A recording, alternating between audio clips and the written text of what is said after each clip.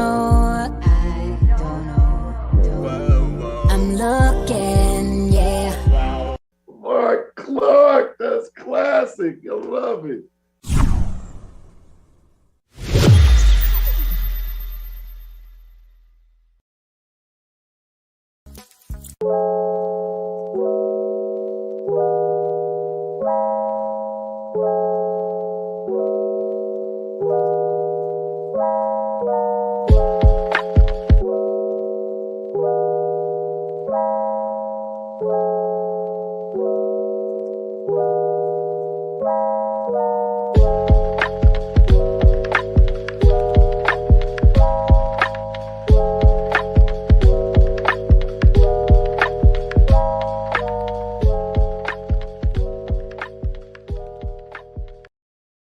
It's early morning, and somehow Marc Clarke has to wake up. Of course, Marc has a little help. I just want to float. We can stay forever. What? Wait, what about air? What Wakanda? What Wakanda? Wakanda.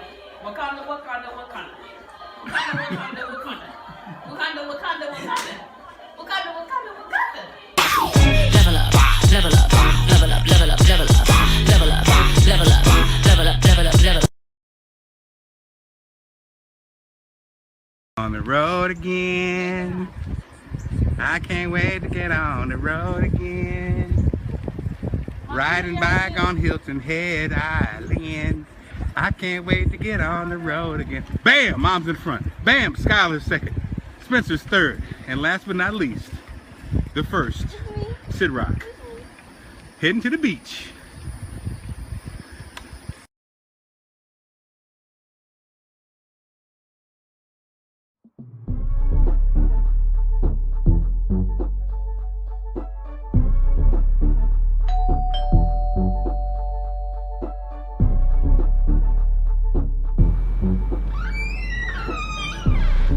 Is that delicious beverage? Duh.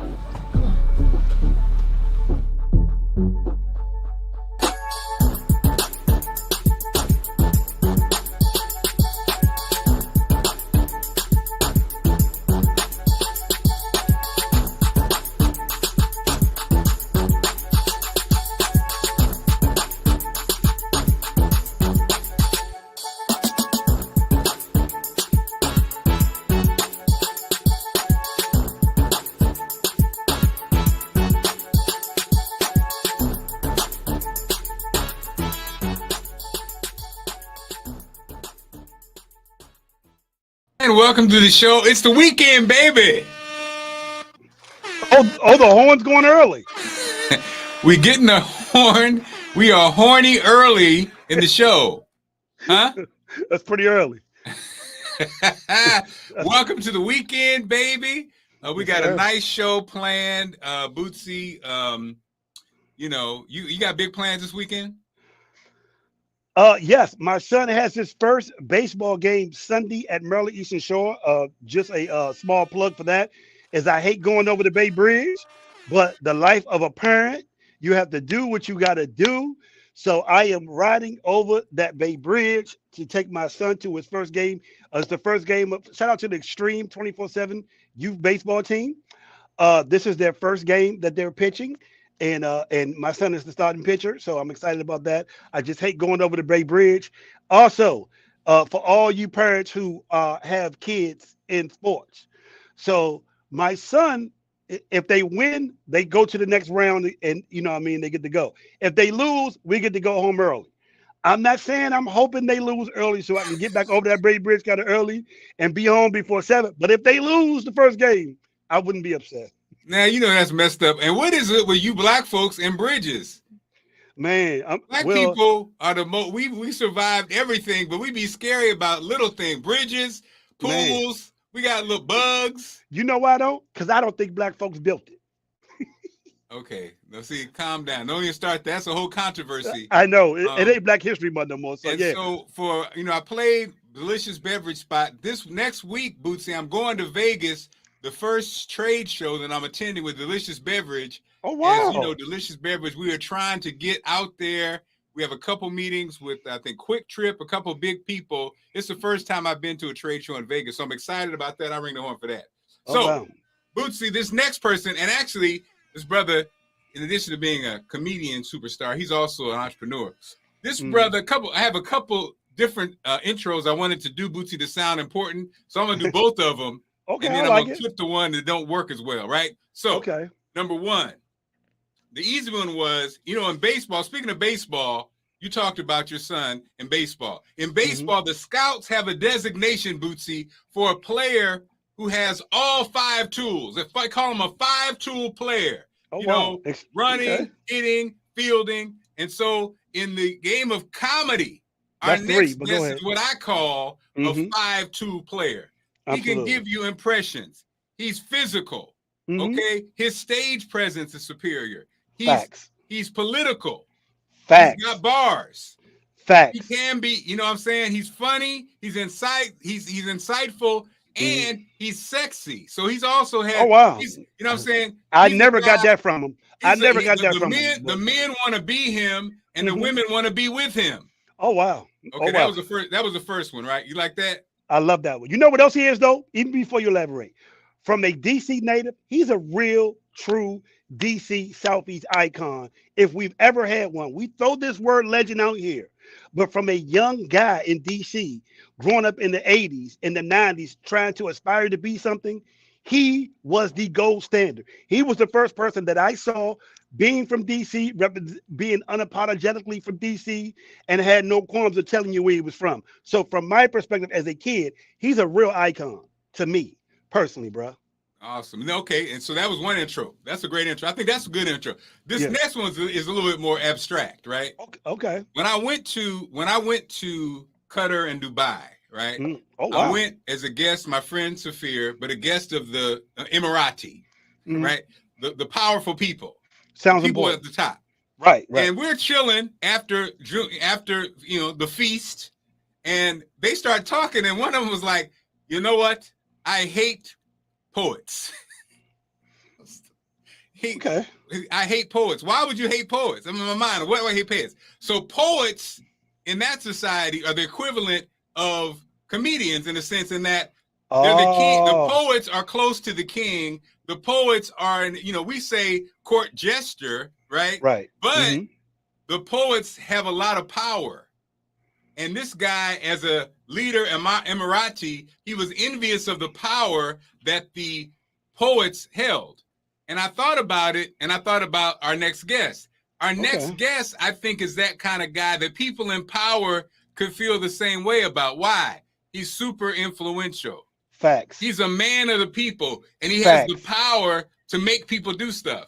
You know, promoters, the promoters feel a certain way about our next guest because he wasn't just, you ain't going to just take advantage of me. I'm going to make some demands because I know who I am. I know my power.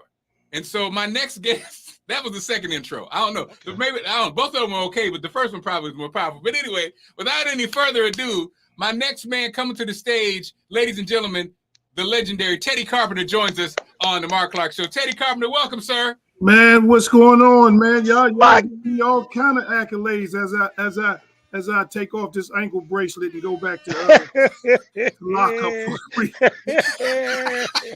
That's right. I'm gonna get some more time, man. I got an ankle bracelet on. Y'all gave me all kind of stuff, man. The man and you went all the way to Baghdad and came back or somewhere, but somewhere over there. It was a lot. Well, Teddy, I think people forget. Now we're gonna do a quick memory real quick. Remember, if y'all remember these days, we remember this because I was in Springfield, Illinois when I first saw this brother, and I think it went something like this. This was one of the first times I saw this brother.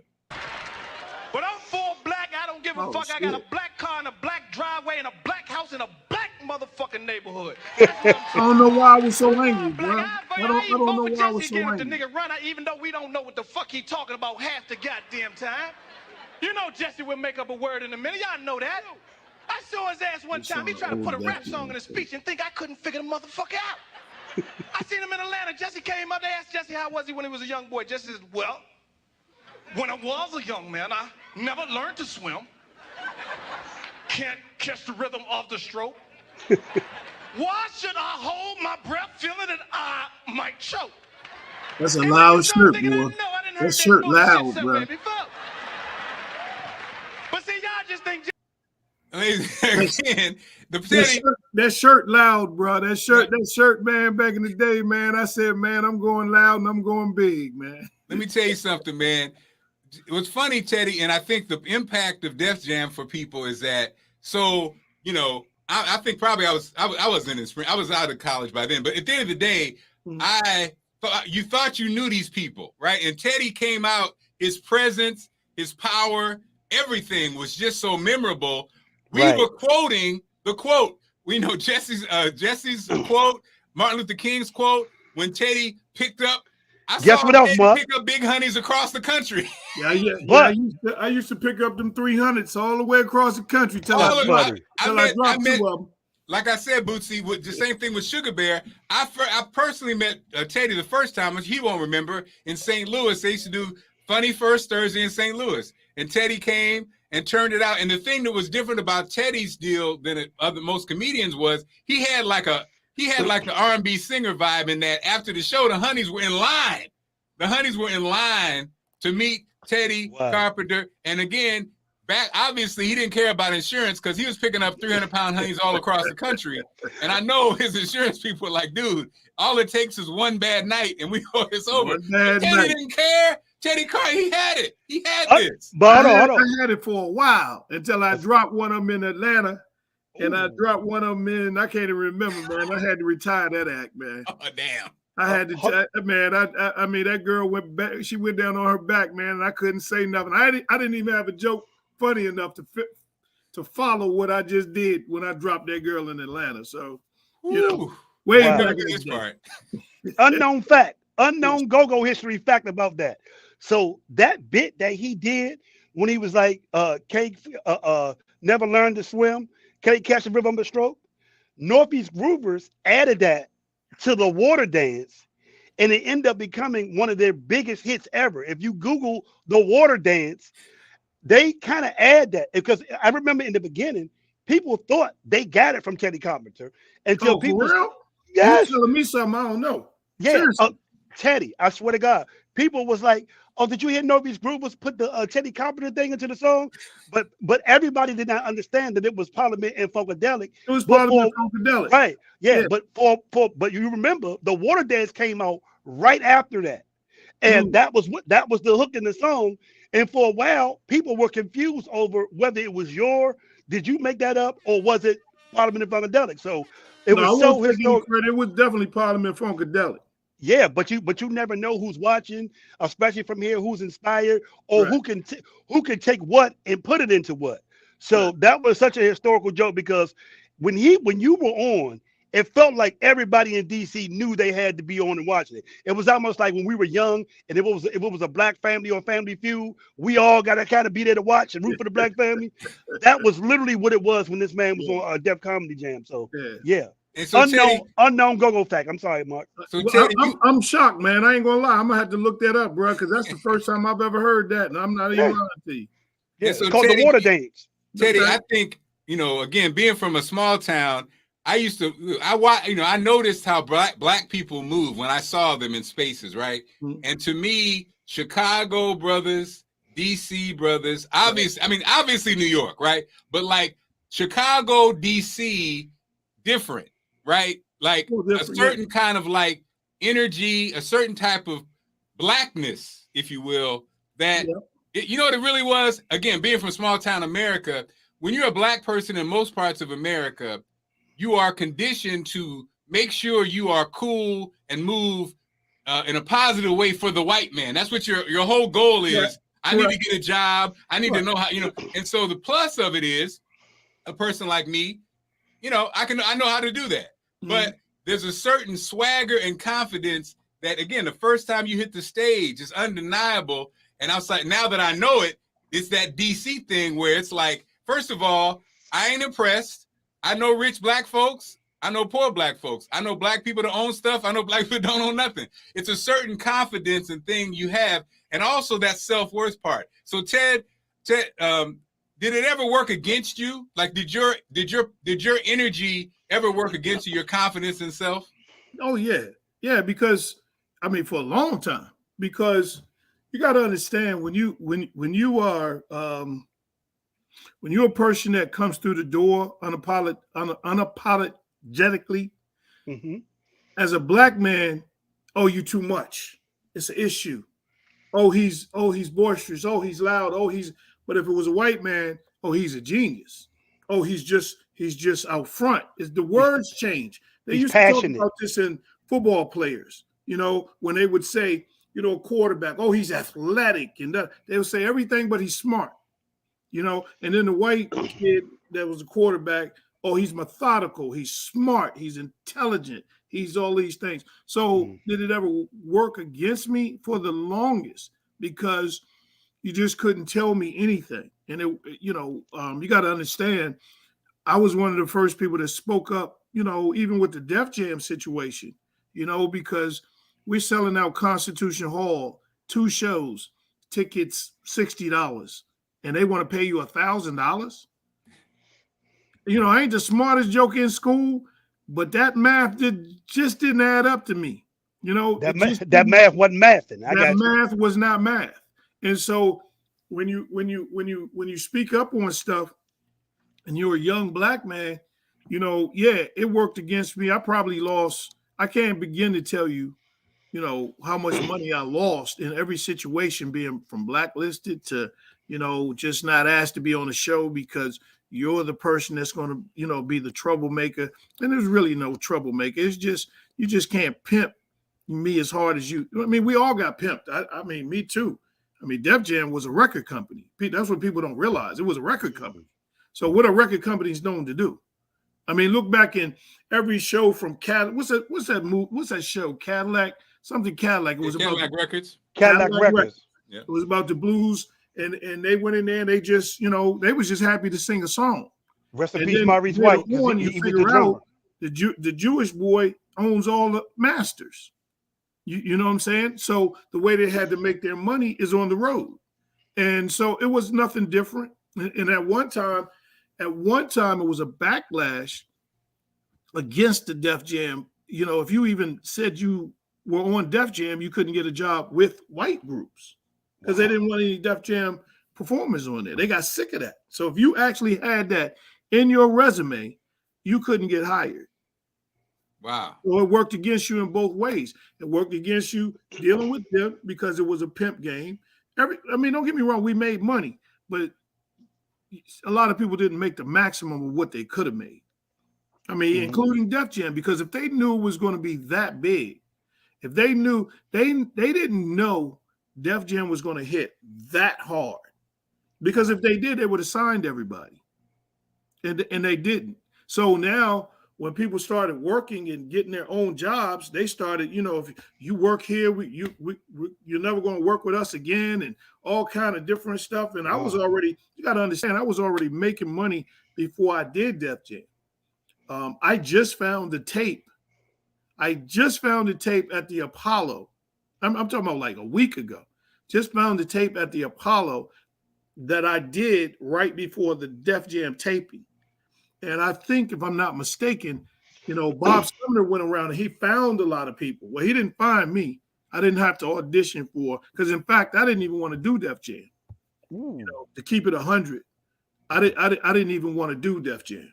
What made you do it? Huh? What made you do it? Well, because you got to remember, back then, the biggest thing was a HBO 30-minute special. Okay. That's what everybody wanted. So you would see people, and I think the only black person you saw was, now of course you had Richard Pryor and stuff like that, but I'm talking about up and coming comics. Yeah, got you. So the only black person you saw was Damon Wayans. Yeah, he did a 30-minute special. So, and then they would have all these white boys and blah blah blah blah blah, and so you wanted one of those, because doing that or doing Johnny Carson, that's how you made it. That's how they told you made it. That was the one that walked you through the door, right? That credit was huge. So, when Def Jam, when I heard about Def Jam, I was like, Def Jam? I don't want to do that. Can I cuss on here? Yeah, man. Yeah. Well, I ain't want to do that shit. I was like, man, I don't want to do that bullshit. I want to do a 30-minute special. Well, if you do Def Jam, blah, blah, blah. I was like, man, I'm not interested in that shit. Now, understand, you young, nobody's guiding you. You're making your own career. Nobody's sitting you there and say, hey, young fella, okay, this is what you do. You do this, and then you show, and then you're able to go out. Nobody does that. So what I decided to do is I was like, okay, I will do it because somebody there works for HBO. It's going to be on HBO. Somebody there works for HBO. So let me go talk to that person. You know what I'm saying? So that's what I did. I said, okay, I'm going to do Def Jam. And I had the supreme confidence at that point. Like I had a mean 7 minutes. I had maybe 2 or 3 mean 7-minute slots. So I could just, boom, boom, boom, boom. So, it was already tested. And I was like, okay. And again, being young, not arrogant, but being young. When I first got in there, the very first thing I did is went to the production office. And I said, who's in charge? Who works for HBO? Who's in charge? I wanted to find out what producer. And the lady was like, like, why? Like, we all in charge. Like, what are you doing here? And I said, listen, I'm going to get a standing ovation. And when I do, I would like to talk to somebody about getting a 30-minute special. They looked at each other like, the fuck? Like, and it was a joke to them. I was dead ass serious. So they were like, okay. And the one lady with a black hair, I remember her name for the longest time, but I don't remember it now. She was like, yeah, talk to me. Like, I'll talk to you. Like, yeah, motherfucker, go ahead. Yeah. Fuck out of here. But again, I was dead ass serious. So what I did was anytime you do a TV show or you do a taping, I was in the first series of taping, and the way that Def Jam taped was, they taped all day, a show at 1, a show at 3, a show. Now on TV, it made it look like it was every weekend live. It wasn't. At night. At night and all that stuff. Yeah. No, it wasn't. It was, and now some of them was at night because they taped all day. Gotcha. That same day. So you would tape 5-6 guys, 5-6 guys at one taping. Because they're gonna edit, and then they're gonna also kick somebody's ass off. Right? So I said, okay, when I did the deal, I said, all right, I want to go third. How many people y'all got? We got 6. Okay, I want to go third. Oh, well, we're not sure when the lot. Nope, not doing that shit unless I go third. So how much time?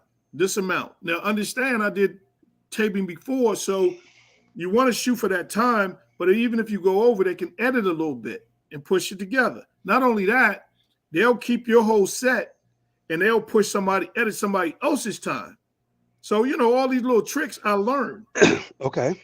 So third, they say, okay, we're going to let you go third.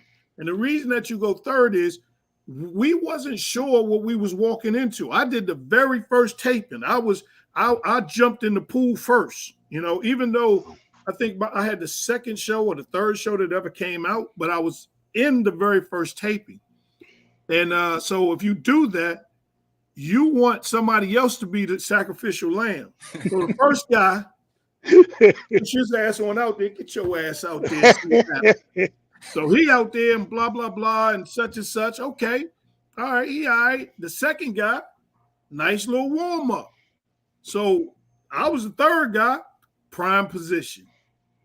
Now, the reason you don't want to go last, because if somebody whoop your ass, all these 6 people, and you don't get a chance to get off, you just hurt yourself. Wow. So that's exactly, my plan. Went through it, got a standing ovation, got off stage, didn't talk to anybody, went back to the production office and say, can we talk now? and they was like, not right now. The show's on, but they were shocked because I said I was going to do it. I did it, but again, not being arrogant, just not knowing. Mm-hmm. Once I did that, I was locked into Def Jam forever. They wasn't going to let me. They wasn't going to give me a 30-minute special. They wasn't going because this you was already typecast with Def Jam. You was already typecast, just Gotcha. that fast, just that fast. Wow. Yeah, just that Wow. fast. Hey man, So- can I get a Teddy Carpenter at Teddy Carpenter like Boosie Vegas got on his? Yeah, Yeah, man. I wrote it. I wrote it on there. You could at the thing where it says where it says your Teddy. name. Can I get Teddy at Teddy Carpenter? Yeah, I like no, that. that I don't have control of that. You got to put it on there. Yeah, me? Yeah. So what you got to do is probably log out. When you log back in, it said with your name at the bottom, just put at Teddy Carpenter. I don't think you have to log out. You know, in your picture, Teddy. No, here you go. I got this shit. I got it. I You see where it says the 3 dots? I got it. We in business now. I love it. Ted, I would love to ask you this one question because and go ahead. There you go. You got bam. That shit. Man, my man, boy, on the fly. Morning show. Come on, y'all. Come on over here and visit us. Come on. Absolutely. Right, go ahead, bro. So, just as a guy born and raised in DC, the 80s was considered the golden era of comedians, black comedians in there. I would love to know how you started, where you started at, and who was in the mix in DC when you first started, because there are a lot of names, there are a lot of folklore stories of who was here, who wasn't, all that. I would love to know what were your beginnings and who was in the mix in DC comedy back then. Well, for real, I just Sunday, I think it was Sunday, shot a part of the documentary. They're doing a documentary called DC, the Mecca of Comedy. I've heard about it. And I wasn't going to do that either. I wasn't going to do it. Hey, Mark, you got me easy, bro. Because motherfuckers would tell you, I'm like, nope, I don't want to do that. No, I know. I know. Wait a minute. You forgot. I know. And it was. I'm doing more things because I do have a story to tell. I'll tell you because it's more than Def Jam. I think people see Def Jam and then that's it. They didn't see me anymore. So there's a story to that, and it's a background to a lot of this stuff. But to answer your question, when I was coming through, comedy again was predominantly white. So you had to dress the part if you wanted to do comedy, because again, this is what they're telling you. If you want to get in comedy, you had to learn how to do predominantly white clubs. That's what you had to do. And they would slow roll you 2 minutes, open mic, 3 minutes, 5 minutes, and then they got a different rhythm. Their rhythm is dot joke, dot joke. They want you to do that. And this was in DC back then? This is in DC. Garvin's, I forget the other comedy club, but what I had to do is go into the hood clubs, and it wasn't a comedy club. It was a dance club. So you're talking about the Ibex. You're talking about Chapter 3. You're talking about all of these joints you can walk outside and get shot at or get shot.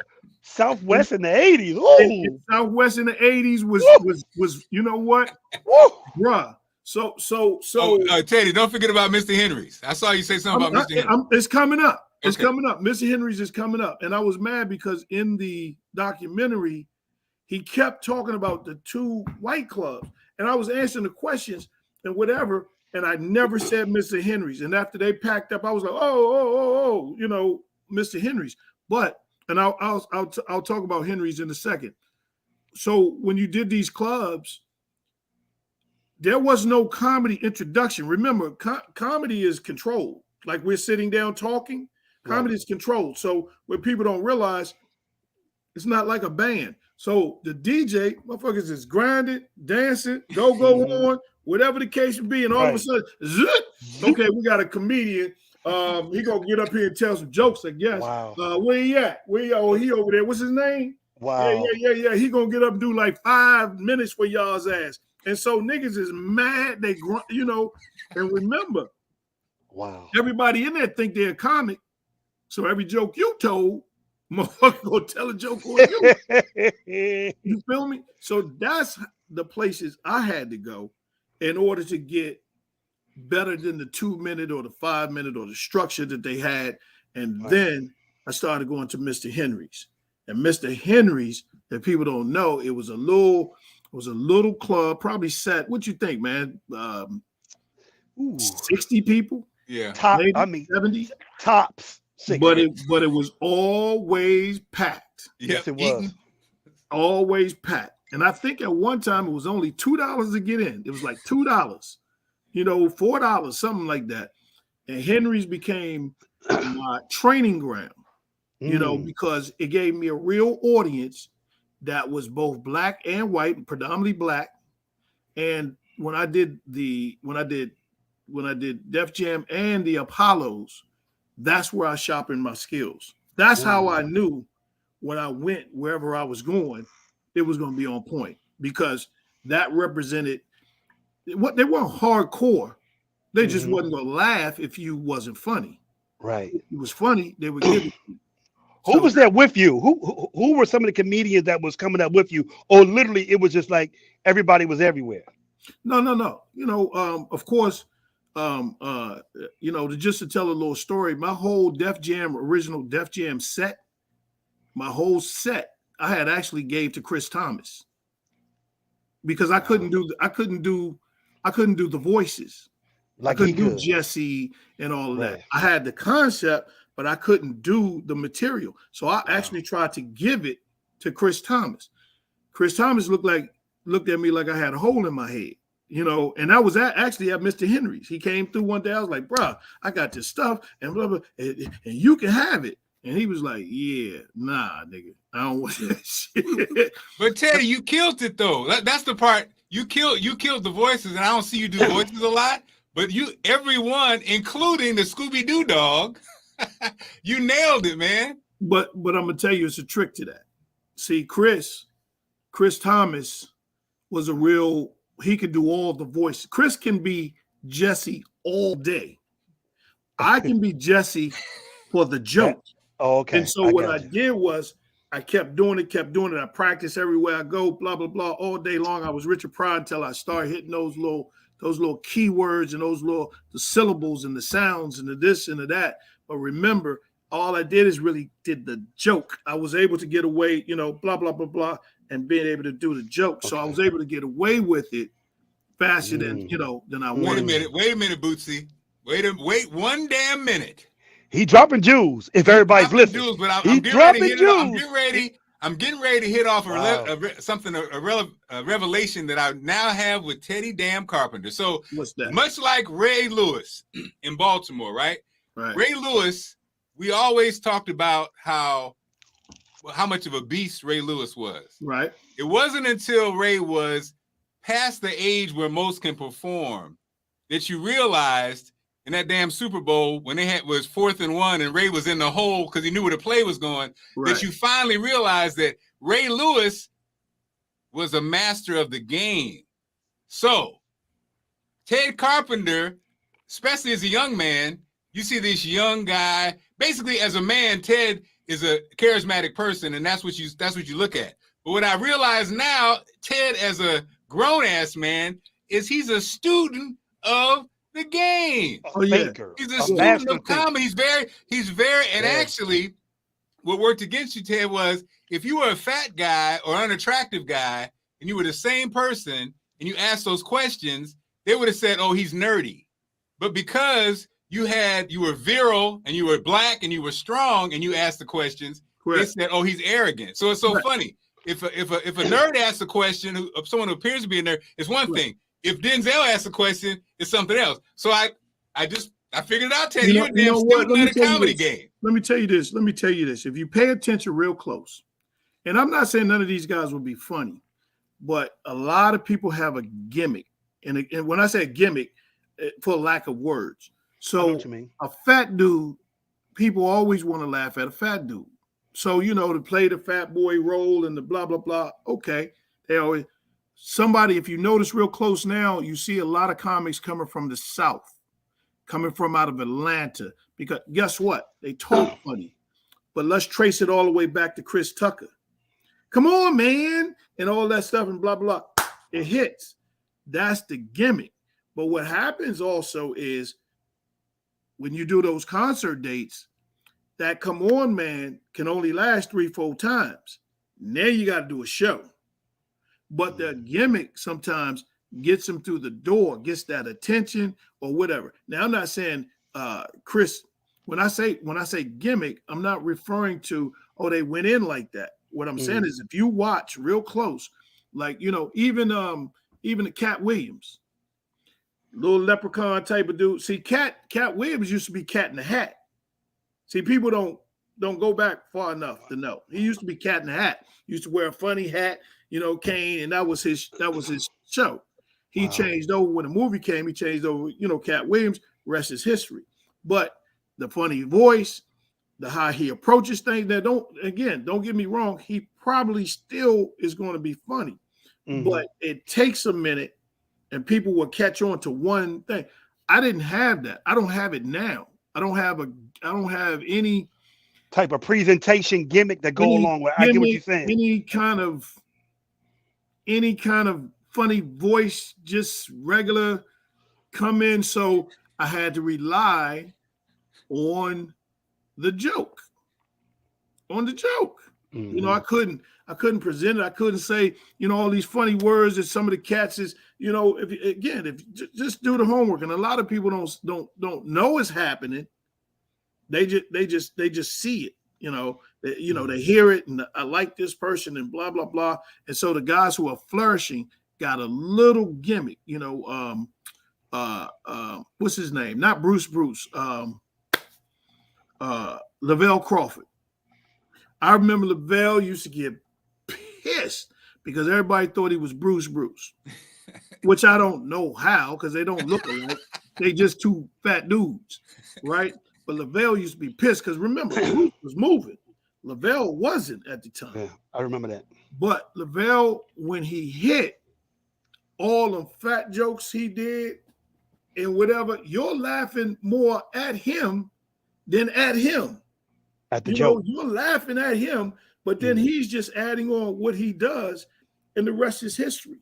So I never had that that gimmicky or any niche. I had to do the joke. So I would love to ask you probably the one question that you get when you do interviews. It's like now the whole new comedian, young or older.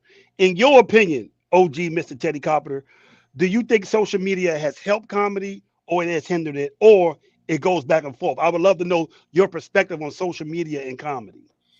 Good question. Has it helped or has it hindered? Yeah. I will say this. It's changed the game. Completely changed the game. Because you no longer have to put in work the way that I did.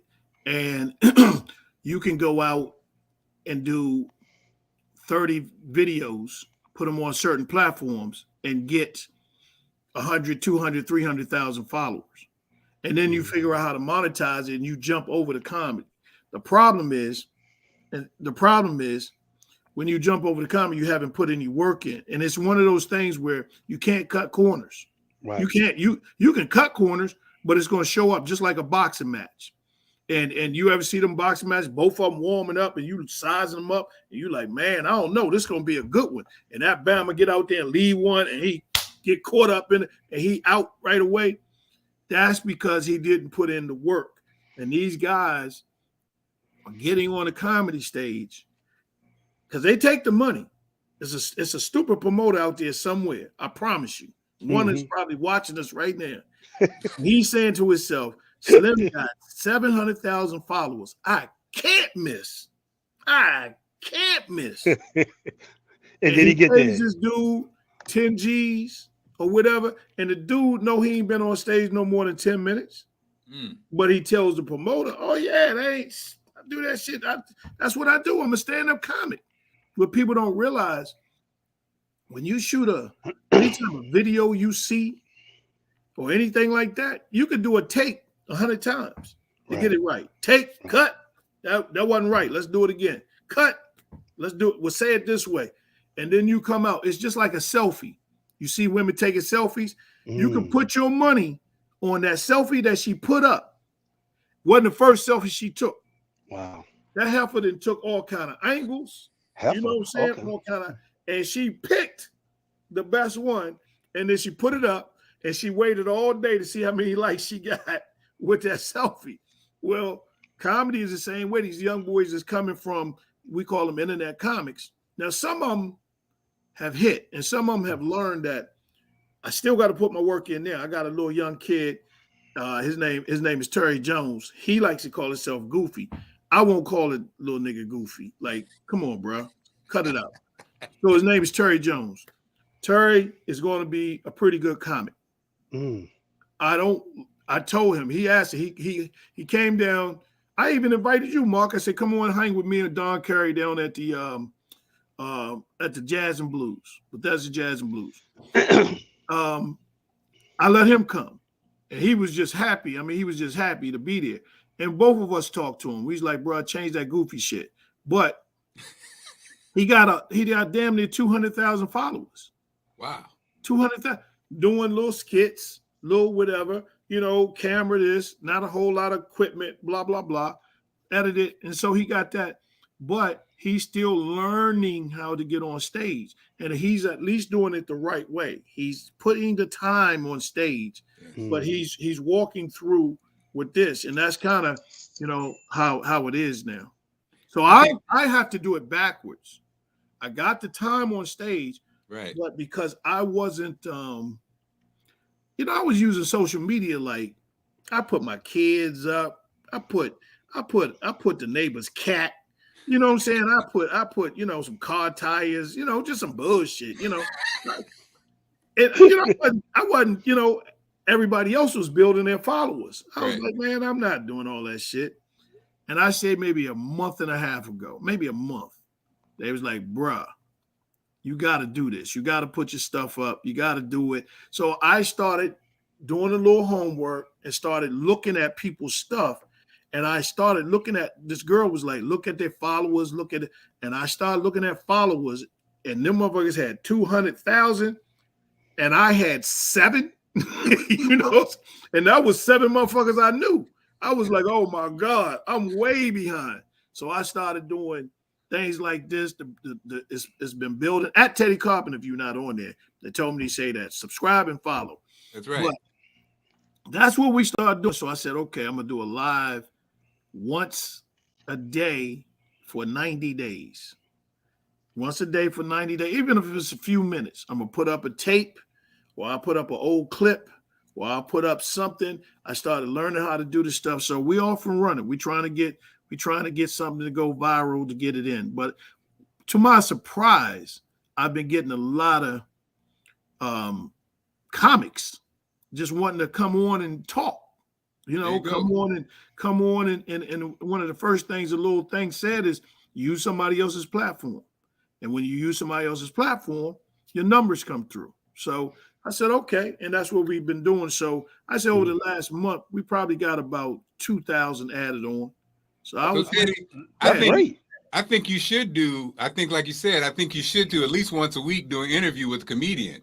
Because I always wanted to do, I love comedians, and because I'm a wannabe comedian, but because I know so much, and I respect it so much, it's always close. Like you said, I was there. Just like you said in your story. I was back in St. Louis with Lavelle at the club that was formerly a Ponderosa. Right. Like you said, you described it so perfectly. Right. You got 2 minutes. Like you said, people on the grinding. It's time for a comedian. What? Yeah. and so I would go up, and I was working in radio, and and I really wanted to, I go up and do my thing, and I'm funny, like you say, funny on the radio, but funny on the radio ain't the same as being funny in a room full of black folks. It is a skill, because now I'm doing it the opposite, and they'll have to do these lives and podcasts. Yeah. And when you now have to entertain somebody and just keep creating subjects every day, I got on the other day. I said, "Look, man, I ain't entertaining you, motherfuckers. Y'all gonna come on and tell me something, man. I'm not sitting here all day and y'all motherfuckers just waiting for me to tell jokes and I ain't been doing it but for a month, and I'm already sick of this shit. I'm like, man. You know, I got a movie idea. It's Teddy Carpenter should be. It's a comedy set in slavery. Oh Lord. Oh, and wow. Teddy, this ain't gonna turn out good. Is a slave that ain't gonna do shit. I'm already dead in the movie. Yeah. First scene, he out of there. The first time somebody gets smart with him. Would not do shit. I ain't gonna be doing no cotton now. I'm already out. I'm dead already. I don't know where that's going. How can I be a leading man when I know I'm gonna die? I know I'm gonna die. You know, early in the situation. I do have a show we're working on. We've been working on. I got to tell you about my show, man.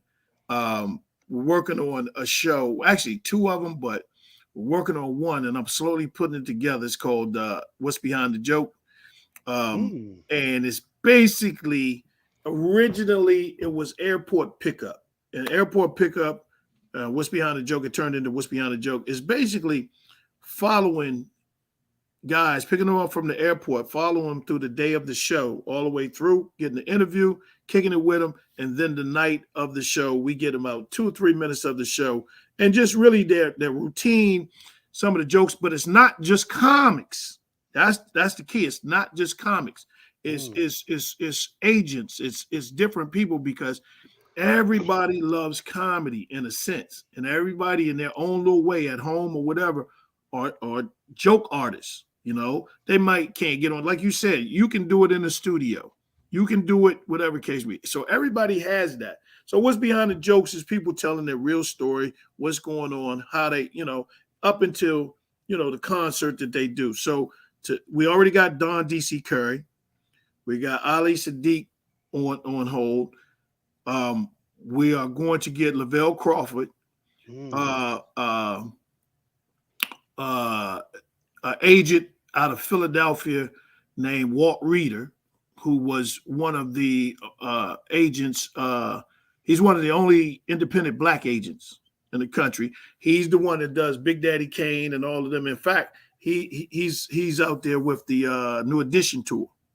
And so it's a lot of people, and it's not just all jokes. It's comedy coming out of pain and whatever. I interviewed a person, and I'm not going to say his name because I don't want to tell his business, but his kid just overdosed. Maybe a month ago, and you still got to get up because you're booked. You still got to get up and make other people happy about their life as yours is sliding up from underneath you. One of the hardest things I ever did when my youngest son was born, he was rushed from Southern Hospital to Children's Hospital, and his lung, or whatever case may be, wasn't really activating right or whatever.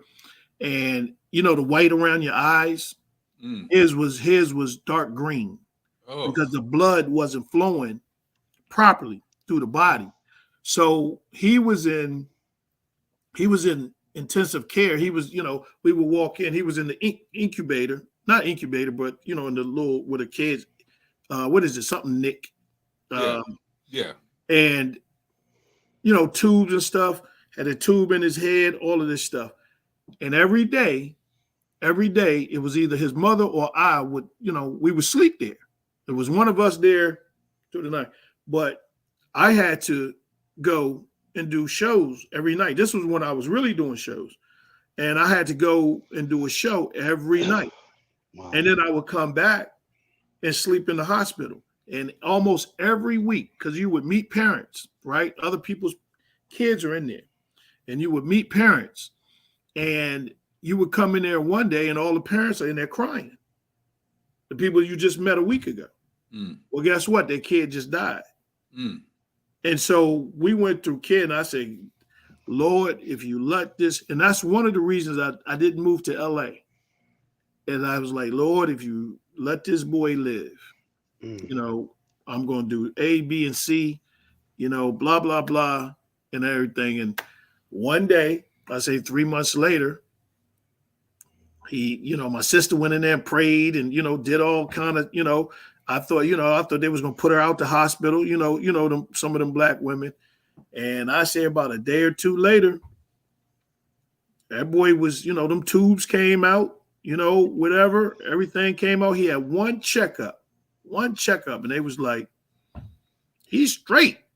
And I was like, shit. But I'm telling you, bro, that was difficult. Does he play basketball? Is that the one to play basketball? That's the one that plays basketball. Come on, and now. he's a baller too. That's the one that plays basketball. And he is balling at TC Win. Come on, won't he do it? Come on now. Yeah, man. So it's a lot of little stories in the background. I had I got my other son. He's a tattoo artist, and I have another son that's in Texas. But I've been lucky. I've been lucky. So a lot of things have happened to me. It wasn't the fact that I was trying to be a knucklehead or anything like that. It was just our business was a pimp business. We're in the business of judgment. Like a lot of people don't like to be judged. Well, if you're a stand-up comic, that's all you do. You're judged. You're judged by the joke. You're judged by what you look like. You're judged by what you sound like. You're judged all the way through. And you just got to get used to it. That's why when T.I. jumped in this thing, he jumped in it. The motherfuckers are mad. He cussing out people. T.I., chill out. You're going to be judged, bro. Period. Wow. T.I.'s on a tour. And don't get me wrong. I don't know what T.I. is on stage. I don't know. I know that we'll welcome him.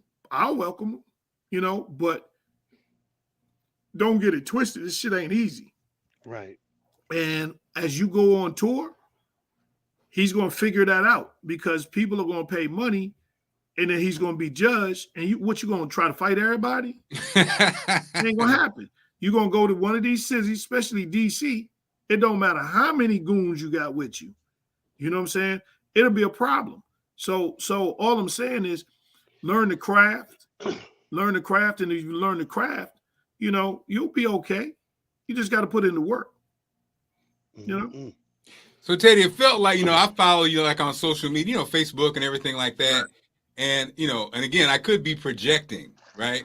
But it felt like to me, number one, all the social media you're doing for your upcoming shows and the clips you're playing, dude, you are killing it, man. It's like so refreshing. I guess I hadn't heard Teddy Carpenter in a long time. And so all your bits, man, everything, your presence is just like, again, but you are, that's who you are. But I felt like if I'm doing my own assessment, my assessment was your personal life had taken you off the stage in addition to COVID and all that kind of stuff.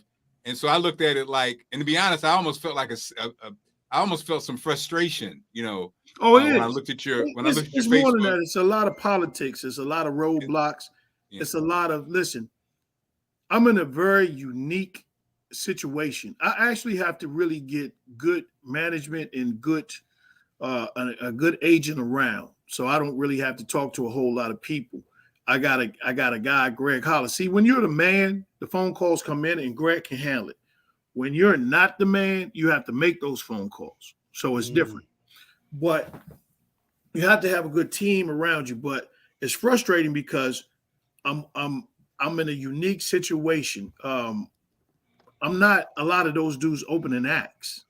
They're scared of me. So I always tell young comics, they're like, man, I'm getting help from him and he's doing this. And I tell them, look, don't be all in on this. They're helping you because you ain't shit right now. You ain't shit. Once you become a threat, all of that help and all of that love is going to go out the window because now a promoter's now making a choice between him or him. Yeah. Right. Versus before that was solely his spot. So as you move up, you're going to become a threat. My issue has always been I was a threat from day one. So when tours were going out and a lot of shows, a lot of guys who had their choice of who was opening for them, they wasn't picking me. Like I get none of those shows. Like I don't get none of. When I say I don't get none of, I'm talking about 30 years running. I ain't talking about this year. I'm talking about 30 years. Like You know, so that when they say, well, why, you know, you should come. Now, don't get me wrong. There's a couple of guys that can do it, but it's one of those things where why wrestle a bear every night? Like, that's not what I want to do. So I'm going to put on a guy who can be funny, because they want funny guys, but they don't want somebody who could possibly take the show. So, I mean, that's just a game. I don't, there's no, like, I don't be like, man, yeah, that's fucked up. No, me and Don Curry are very good friends. A lot of times we can't work together because whatever the money is, it's not enough money to split between him and I. You know, if it's 10,000, he want 9 of it.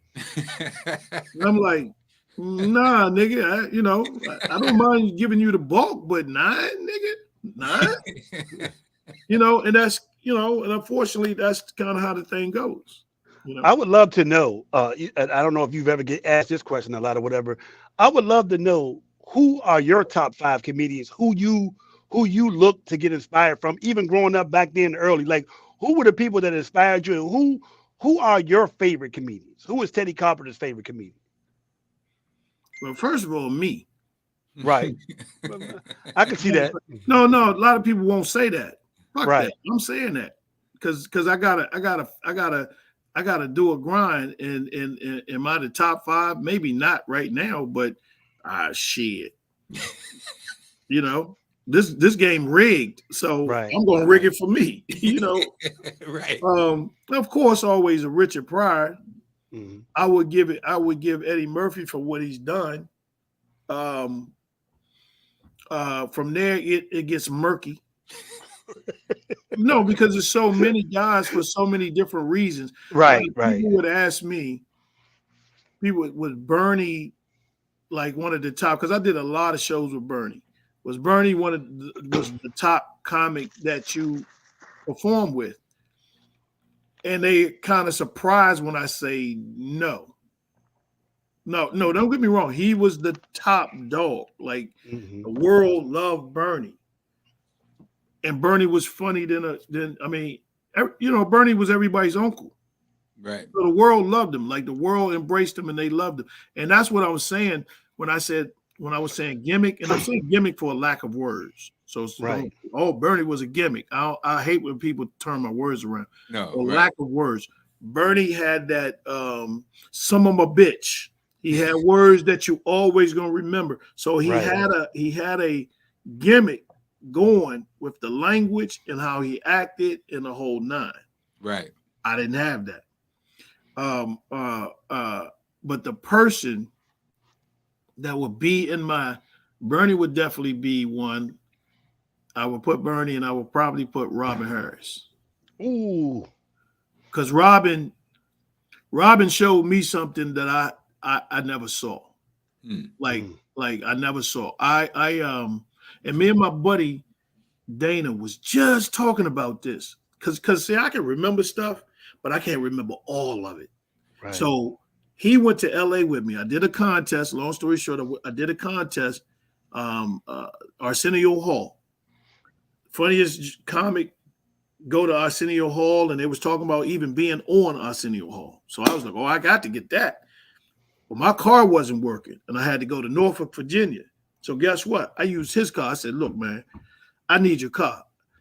I'm going to go down there. I'm going to win this contest. And this is how I was talking. He'll tell you, I'm going to win this contest. And when I do, me and you going to go to LA. He was like, yeah, all right, nigga, all right. Gave me the keys, all right, Went down there and won the contest. Come on, bro. Let's pack. Let's go. So we go to LA. Now, if you go to LA, you need a car. 100%. You need a car. 100. I just asked him, I said, how did we get around? Because we was everywhere. But I was like, how did we get around? He said, boy, you talked to these 2 ugly girls. They wasn't that cute, but they had a car. And they took us everywhere we wanted to go. I was like, seriously? He was like, yeah, they dropped us off at the studio, and they did the. Bro, I don't remember that. So we do the Arsenio Hall thing, but I'm actually going, damn, Arsenio Hall. Of course, I want to be there, but I want to go to the Comedy Act Theater where Robin Harris was at. That's where he was performing. Oh, and wow. I'm pretty good. Like I was pretty good, right? I get to the Comedy Act Theater, in LA. I think it's off of Crenshaw. And dude named Michael Williams. And I even got the tape. I just found the tape where he's talking about, this is years later. I found some tape. He's talking about the first time I came. So he'll verify. So I get in there. They didn't want to give me really no time on stage. And they put me up super early. So I'm like, all right, I'm gonna bring in all my spidey senses. I'm gonna kill their ass. And I got up on stage, killed them, got a standing ovation. Now this is odd at this place. Right. So and I'm trying to set the table, let y'all know I'm that dude. I'm that dude. Man, Robert Harris got up there, bruh, and he started doing his show. He was the MC, so he could come on and will.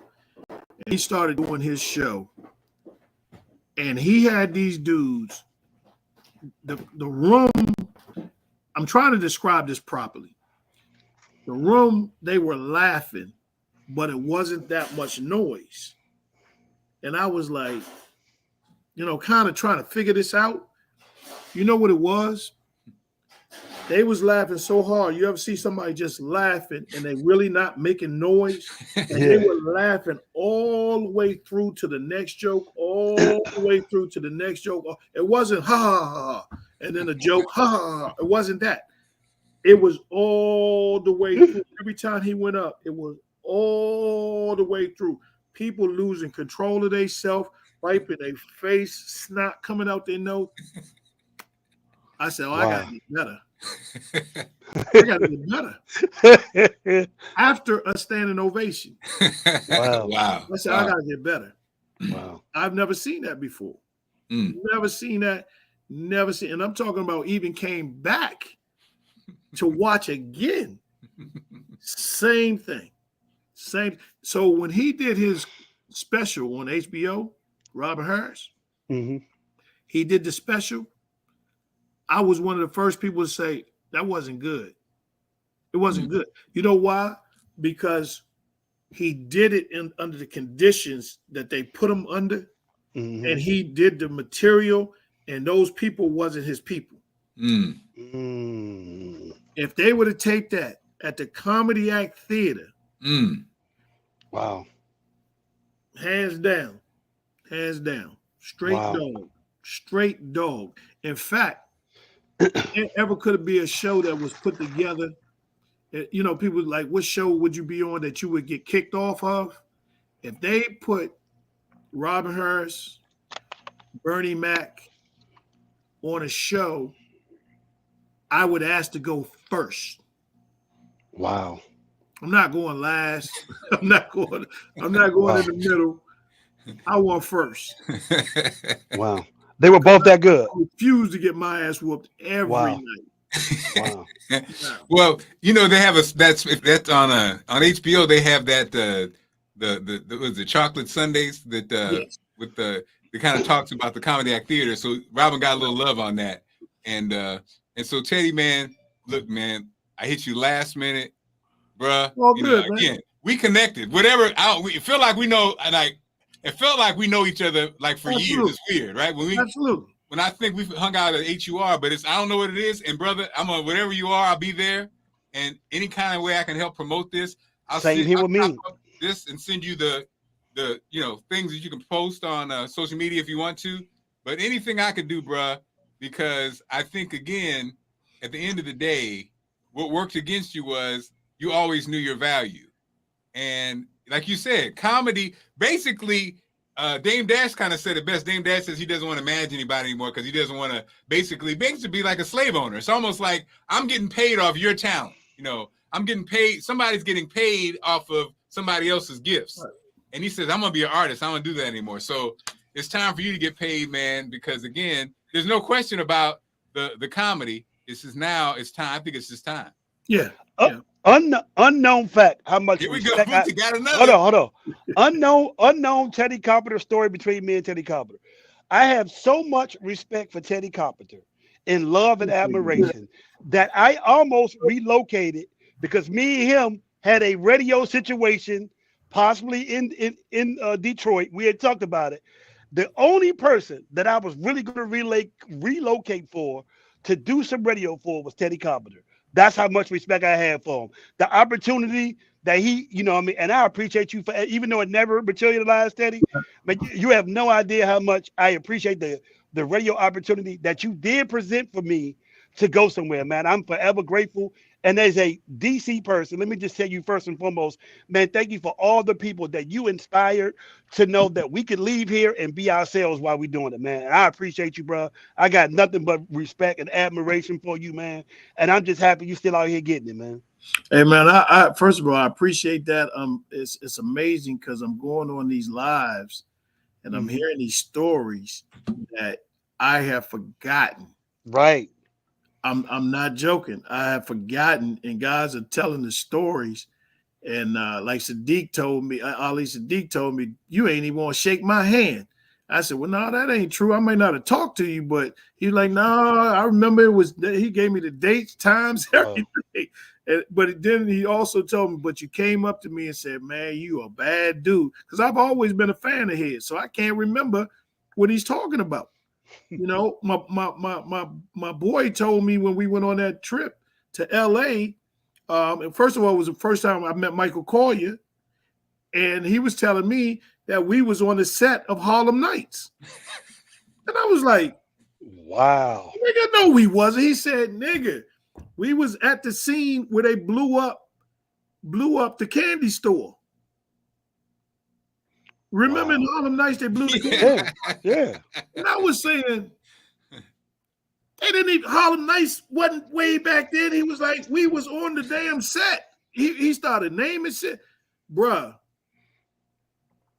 Well, let me tell you something. It's funny about life, like you said, Teddy. It all kind of, I think we get to a certain age and it runs together anyway.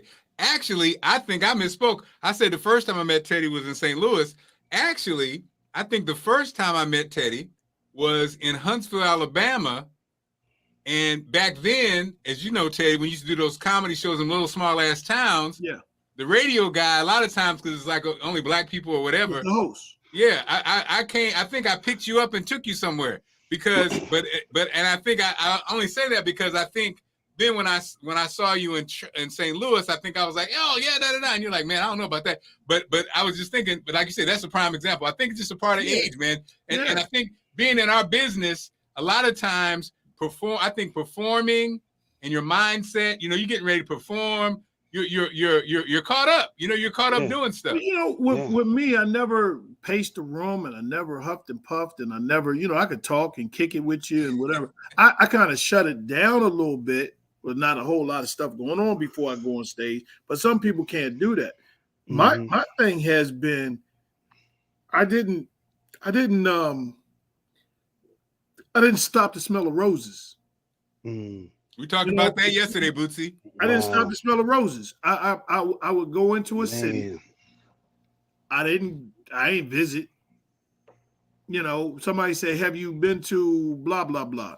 Yeah. Oh, did you go down to? No. Because all I did is went in. Yep. Robotically went to the show, did the show, got back on a plane, and I was back home at my son's basketball game by 2 o'clock. Like I never left. I said the same thing. I did New York. I commuted to New York for 3 years, and I told my family the other day, like you said, Teddy, I don't think I didn't realize, I worked in New York for 3 years. Yeah. I didn't realize it because, like you said, I came home every weekend.